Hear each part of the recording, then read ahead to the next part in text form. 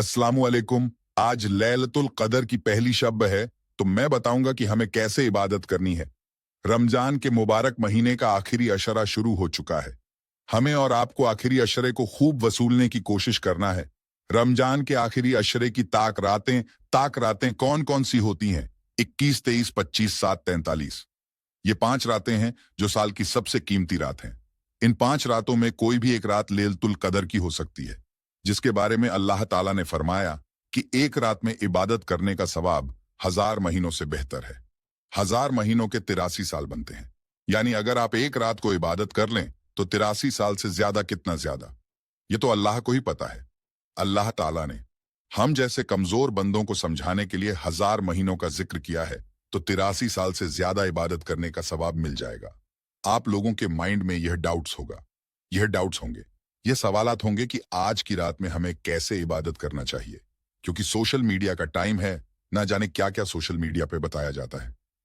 मैं देख रहा था कि पहली शब की अलग इबादत, दूसरी शब की अलग इबादत, तीसरी शब की अलग इबादत, चौथी शब की अलग इबादत, पांचवी शब की अलग इबादत, अलग अलग नमाजें, अलग अलग दुआएं, अलग अलग तरीकों से पता नहीं क्या क्या बताया जा रहा है। तो मैंने सोचा क्यों ना आपको कुरान और हदीस की रोशनी में इबादत करने का सही तरीका बताया जाए, जिससे आप लोगों की टेंशन भी कम हो जाए। भाई हमें करना क्या है? पहली बात जो आपको बुनियादी तौर पर समझना चाहिए और पहली फुर्सत में अपने दिमाग में सेट कर लेना चाहिए उसूल के तौर पर, क्योंकि देखो सोशल मीडिया पे तो बहुत कुछ आएगा, बहुत कुछ आपको बताया भी जाएगा, तो आप कब तक पूछोगे कि यार क्या करना है, क्या नहीं करना। इसीलिए मेरा यह उसी बात है जो मैं आपको बताने जा रहा हूं, उसको आप जहन में रख लें और समझ लें कि लैलतुल कदर की कोई भी खास इबादत नहीं है, कोई भी खास दुआ नहीं है, कोई खास नमाज नहीं है, कोई खास वजीफा नहीं है, बल्कि जो हम रोजाना और रमजान के पूरे महीने इबादत के काम करते चले आ रहे थे, बस वही इबादत के काम हमें आज की रात में भी करना है। बात समझ आ रही है? आपका मन कर रहा है कुरान मजीद पढ़ने का, कुरान मजीद पढ़िए। आपका मन कर रहा है नफल नमाजें पढ़ने का, नफल नमाजें पढ़िए। आपका मन कर रहा है दुआएं मांगने का, तो आप दुआएं मांगिए। आपका मन कर रहा है दुरूद शरीफ पढ़ने का, तो आप दुरूद शरीफ पढ़िए। आपका मन कर रहा है कि चलो अल्लाह की तस्बीह बयान करते हैं, सुभान अल्लाह, अल्हम्दुलिल्लाह, खूब पढ़ते हैं। भाई बहुत अच्छा, कोई खास और पर्टिकुलर इबादत नहीं है, आपको यही करना है। क्लियर है ना ये बात? मैंने आपको इसलिए समझाई कि जब आप ये समझ गए तो अब आपके सामने 1000 चीजें भी आएंगी कि नहीं किस शब्द में ये करना है, ये करना है, ये करना है, तो आप टेंशन में नहीं आओगे। भाई मुफ्ती साहब ने बताया था कि जो इबादत का काम आपका मन करे करने का वो कर सकते हो। बाज लोगों को कुरान मजीद पढ़ने में बहुत मजा आता है।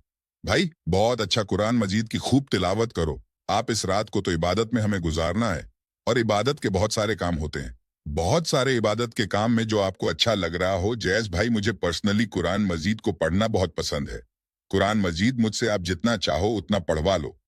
नफल नमाजें पढ़ने में इतना मन नहीं लगता है जितना कुरान मजीद की तिलावत में मन लगता है, तो आप कुरान मजीद की भाई खूब तिलावत करो।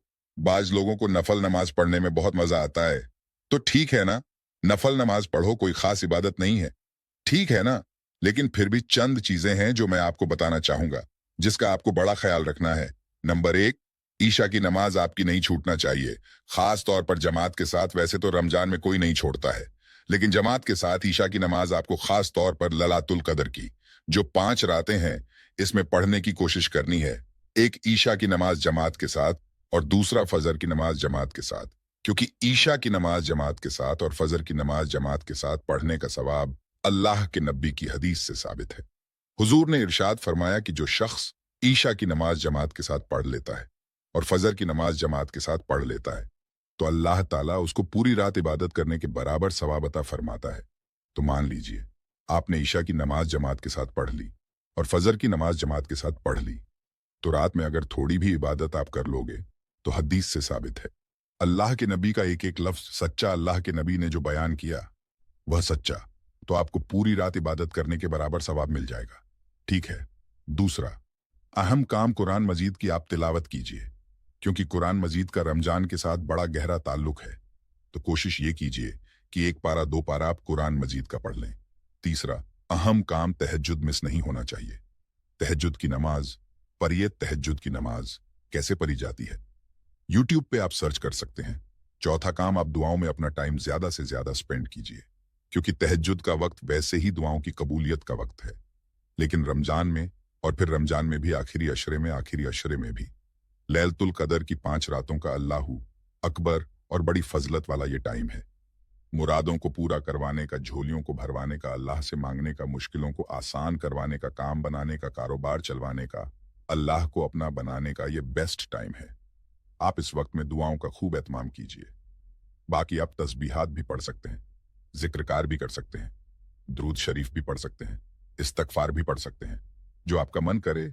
तो मुझे उम्मीद है कि शबे कदर को कैसे इबादत करना चाहिए, आसान तरीके से, अच्छे तरीके से आपको सारी बातें समझ आ गई होंगी। फिर भी अगर कोई डाउट है तो आप कमेंट कीजिए।